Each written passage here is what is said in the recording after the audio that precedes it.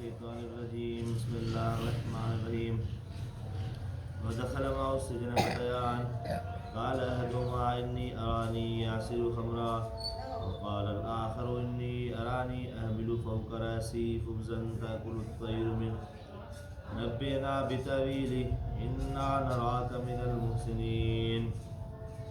قال لا يأتيكما طعام ترزقانه إلا نبأتكما بتأويله قبل أن يأتيكما ذلكما مما علمني ربي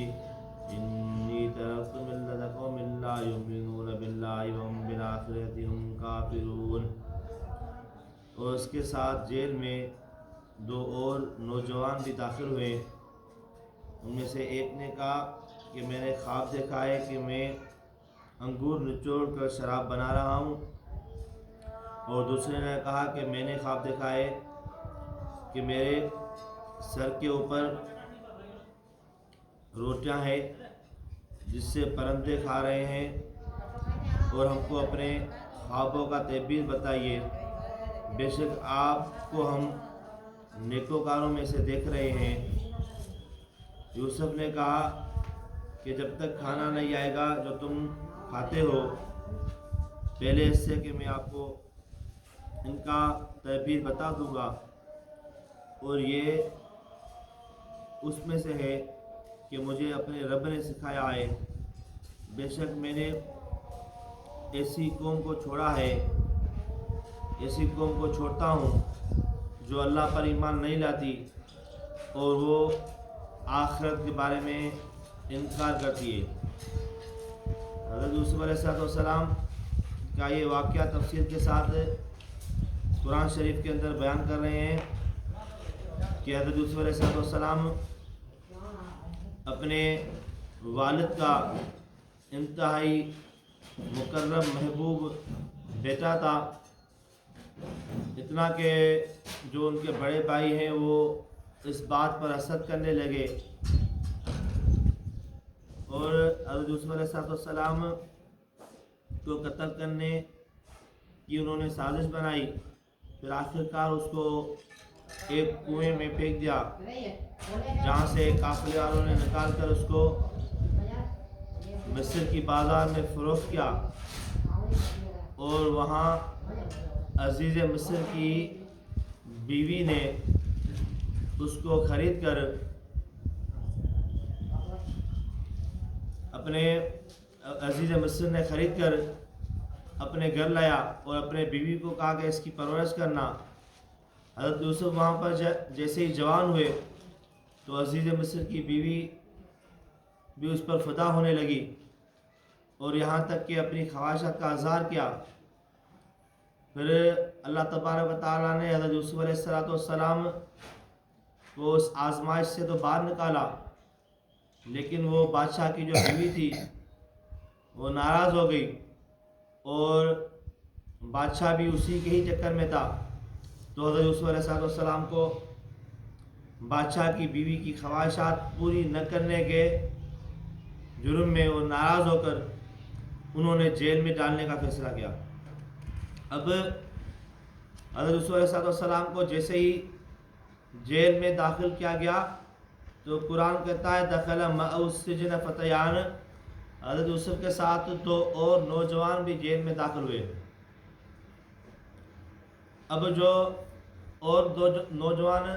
جیل میں داخل ہوئے تھے وہ بادشاہ جو وقت کا تھا ریان بن ولید، عزیز مصر تو ان کا معاون تھا یا وزیر تھا،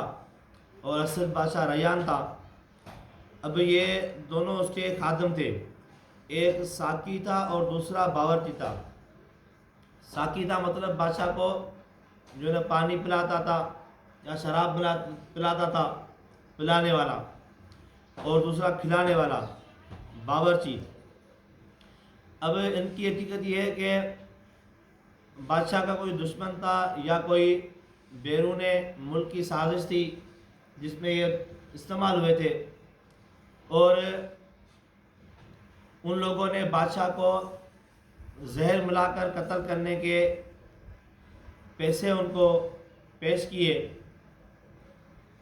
تو جو ساقی تھا وہ ڈر گیا، اس نے وہ آفر ٹھکرا دی، اور جو باورچی تھا اس نے رشوت دے کر بادشاہ کو کھانے میں زہر ملا کر دیا۔ جیسے ہی بادشاہ کو کھانے میں اس نے زہر ملایا تو ساقی نے ڈر کے مارے کہ کل میرے لیے کوئی مسئلہ بن جائے، کیونکہ اس کو علم تو تھا، اس لیے بادشاہ کو ساری حقیقت بتا دی کہ بھائی باورچی نے آپ کو قتل کرنے کے لیے رشوت دے کر کھانے میں زہر ملا دیا ہے۔ تو بادشاہ نے بھی دونوں کو بلایا اور کہا کہ یہ پانی ہے اور یہ کھانا ہے۔ اب سب سے پہلے اس کو بولا کہ تو یہ پانی پی، تو وہ تو پانی پی گیا۔ پھر باورچی کو کہا کہ آپ یہ کھانا کھاؤ، تو اس نے کھانا کھانے سے انکار کر دیا۔ اس کے بعد کوئی جانور لے کر اس نے کھانا کھلایا تو وہ مر گیا۔ اس کو یقین ہو گیا کہ ظاہر ہے اس نے مجھے مارنے کے لیے زہر ملایا تھا۔ تو اب بادشاہ نے ان دونوں کو جیل بھیج دیا۔ ظاہر بات ہے ایک تو باورچی تھا جس نے زہر ملایا تھا، اس پر تو یہ بات اور یہ گواہی پختہ تھی کہ بادشاہ کو قتل کرنے کی سازش میں ملوث تھا، اور اس کے ساتھ ہی اس کی معیت میں کیونکہ ساقی بھی تھا تو اس کو بھی جو ہے نا زیر حراست اس لیے لایا گیا کہ اس سے بھی تحقیقات کی جائے کہ مبادا وہ بھی کسی نہ کسی سازش میں ملوث ہو یا آگے چل کر اس سے بھی نقصان ہو جائے۔ تو ان دونوں کو اسی الزام میں بادشاہ نے جیل میں ڈال دیا۔ اب وہ بھی حضرت یوسف علیہ السلام کے جیل کے ساتھی تھے۔ قال احدہما، ان میں سے ایک نے کہا، انی ارانی یاسر خمرہ۔ اب ان دونوں کو پتہ پڑ گیا کہ یہ تو جو نوجوان آیا ہے یوسف، یہ بڑا عالم ہے اور اس کو خوابوں کا بڑا تعبیر ہے۔ یوسف علیہ السلام بھی خود بھی اس کا اظہار کیا تھا اور لوگوں کو تعبیر وغیرہ نکال کر دیتے تھے۔ تو اب ان لوگوں نے بھی، ان دو خادمین نے بھی کوئی خواب دیکھا تھا اور یوسف علیہ السلام سے اس کا تعبیر پوچھنے لگے۔ بعض جگہوں پر یہ بھی آتا ہے کہ انہوں نے خواب نہیں دیکھا تھا، لیکن انہوں نے جب سنا تو اپنی ایک بات من گڑت جو حضرت یوسف علیہ السلام سے پوچھنے لگے تاکہ پتہ پڑے کہ یوسف اس کا کیا حل نکالتا ہے اور کیا جواب دیتا ہے۔ تو بہرحال خواب دیکھا یا نہیں دیکھا،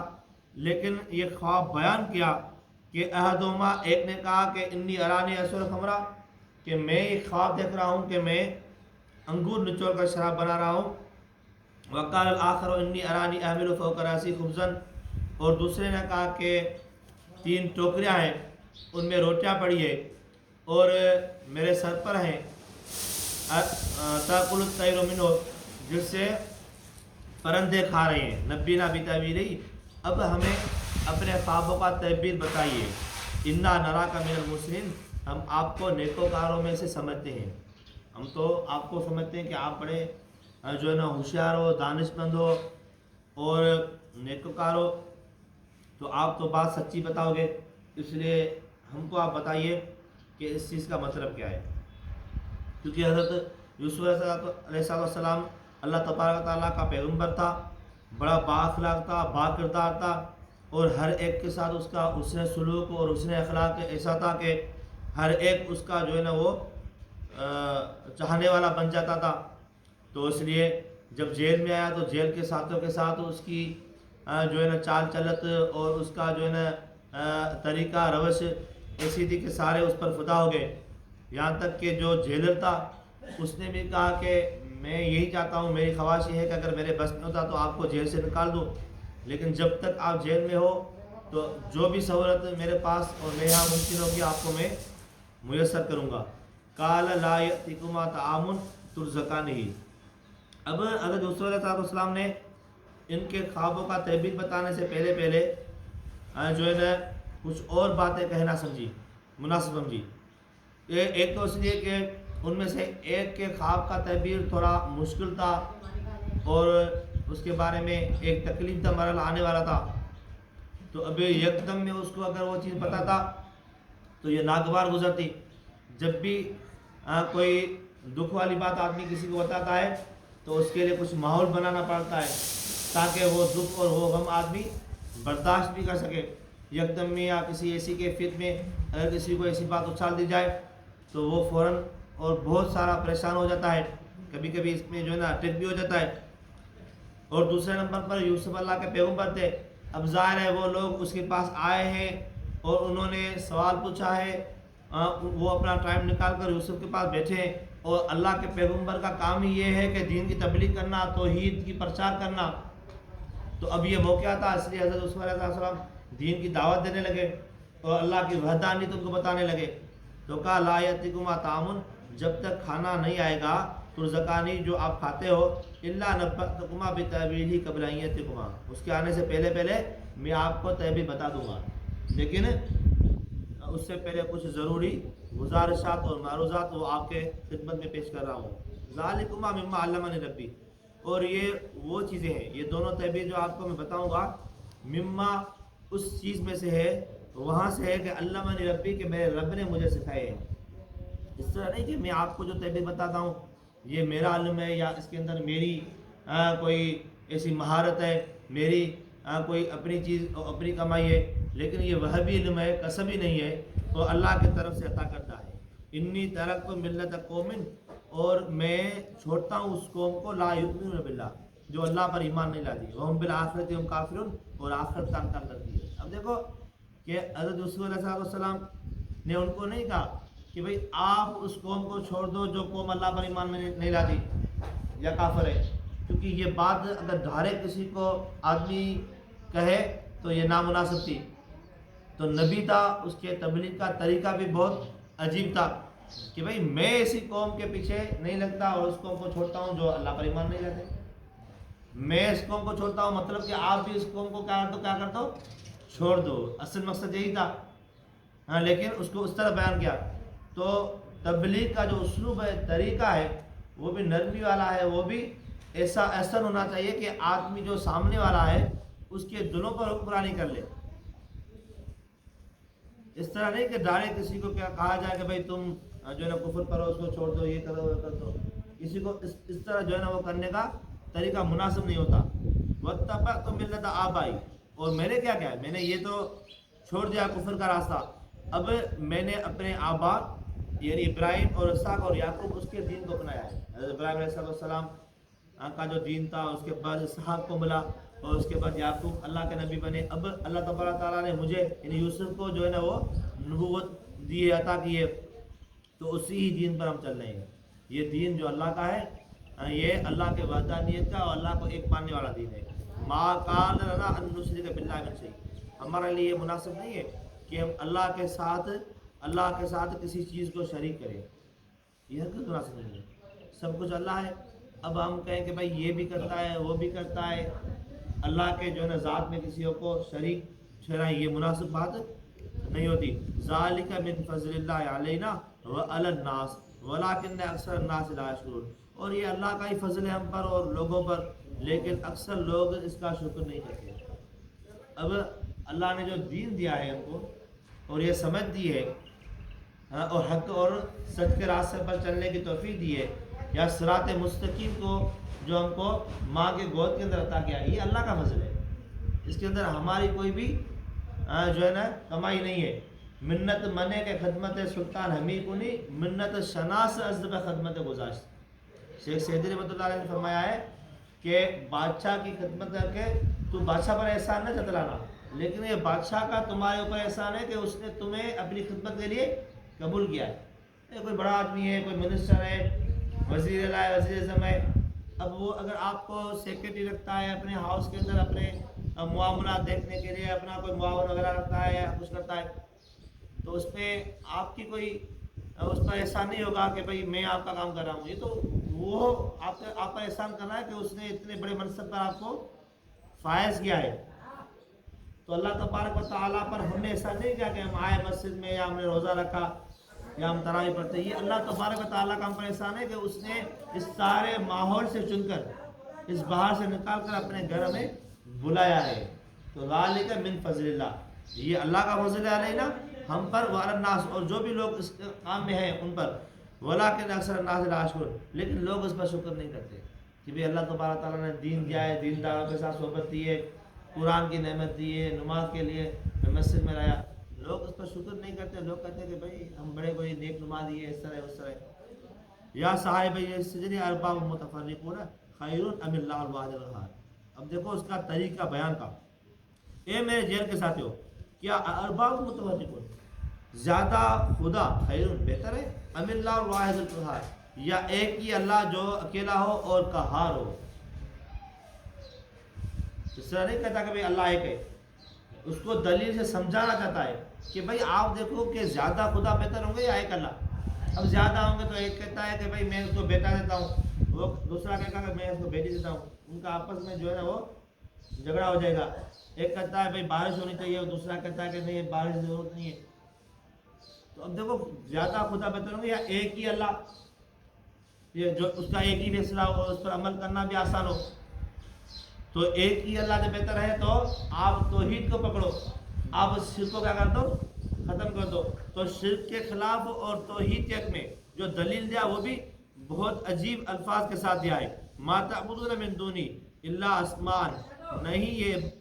عبادت جس چیز کی کرتے ہیں اللہ کے سوا، الا اسمان، کہ وہ فقط نام ہے، اللہ کے ساتھ جن بھی چیزوں کی عبادت کرتے ہیں وہ محض نام ہے، سمیتموہا جو آپ نے بنائے ہیں، انتم یہ نام، و آباؤکم اور آپ کے بڑوں نے، ما انزل اللہ بہا من سلطان، اللہ نے ان کے لیے کوئی دلیل آسمان سے نازل نہیں کیا۔